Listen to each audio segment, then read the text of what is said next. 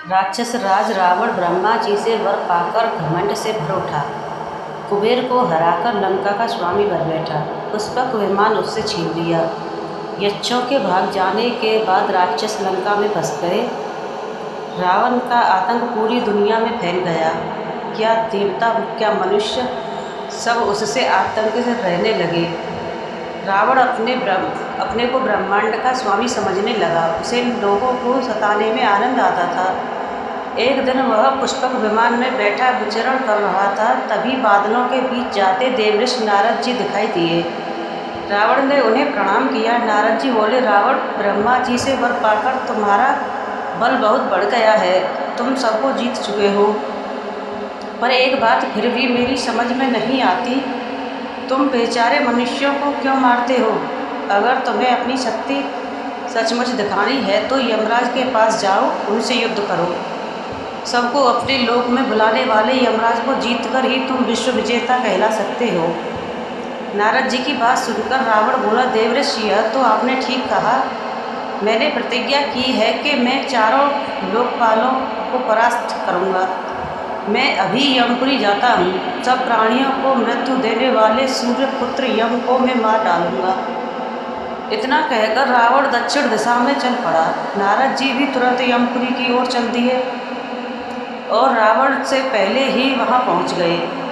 उन्होंने देखा अग्नि को साक्षी मानकर यमराज प्राणियों के पाप पुण्य का हिसाब लगा रहे हैं।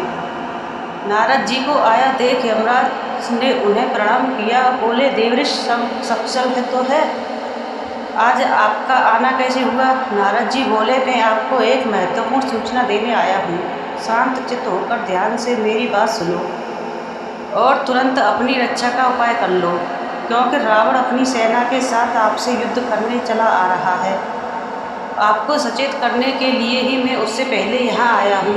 वैसे मैं इस बात को अच्छी तरह जानता हूँ कि आपको कोई नहीं जीत सकता। अभी यमराज और नारद बातें कर ही रहे थे कि तभी रावण का पुष्पक विमान आता दिखाई दिया। रावण ने स्वर्ण और नरक दोनों देखे। स्वर्ग में पुण्यात्मा अपने सत्कर्मों के बल पर सुख में थे, दूसरी ओर पापी लोग भयंकर कष्ट पा रहे थे।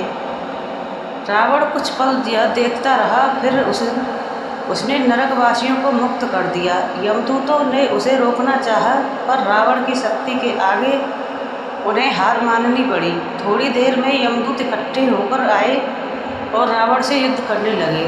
तब तक राक्षस भी आ गए। रावण के पुष्पक विमान को तोड़ फोड़ डाला, लेकिन अगले ही पल पुष्पक विमान फिर से पहले जैसा हो गया। यह ब्रह्मा जी का प्रभाव था। पुष्पक विमान बार बार तोड़े जाने पर भी नष्ट होने वाला नहीं था। यमदूतों और राक्षसों के बीच भयंकर युद्ध होने लगा। कुछ यमदूत रावण पर भी शूलों की वर्षा करने लगे। उनके प्रहारों से रावण पूरी तरह घायल हो गया। पुष्पक विमान का तो कुछ न बिगड़ा, पर रावण परेशान हो उठा। उसका कवच कट गया, शरीर से रक्त बहने लगा।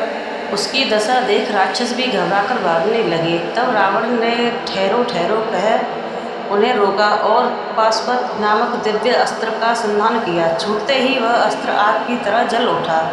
सब तरफ चकाचौंध हो गई। पाशुपत के प्रभाव से यमराज के सैनिक धराशायी हो गए, एक भी न बचा। यह देख रावण जोर से हंसा और बोला, मैंने यमराज को जीत लिया। रावण का सिंहनाद सुनकर सूर्यपुत्र यम क्रोध से भर उठे। उनका सारथी तुरंत दिव्य रथ ले आया। स्वयं काल भी वहां उपस्थित हो गए। यह दृश्य देख देवता भी घबरा गए। दिव्य रथ में बैठ यमराज रावण के पास पहुंचे। यमराज ने प्रहार करके रावण को घायल कर दिया। उत्तर में रावण ने भी यमराज पर बाणों की झड़ी डाल दी। रावण समझ गया कि यमराज को जीतना कठिन है, पर युद्ध भूमि से भागना भी स्वीकार नहीं था। वह फिर से भयानक युद्ध करने लगा। इस पर काल ने कुपित होकर यमराज से कहा, आप मुझे अनुमति दें, मैं इस पापी को एक पल में मार डालूंगा। इस पर यमराज ने काल को रोका। बोले, तुम ठहरो, मैं इस पर काल दंड का प्रयोग करूंगा। यह कहकर उन्होंने रावण पर प्रहार करने के लिए कालदंड हाथ में उठाया तो चारों ओर अग्नि जल उठी। सब देवता भी यम और रावण के भयानक युद्ध को देख रहे थे।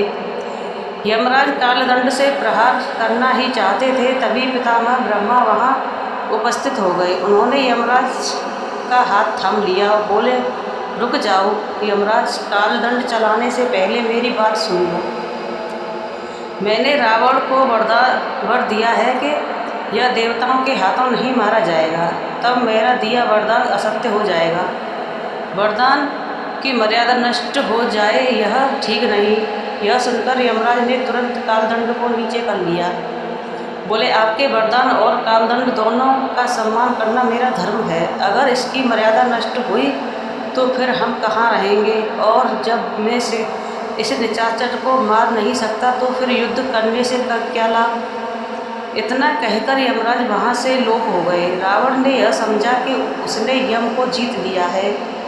वह लंका लौट आया।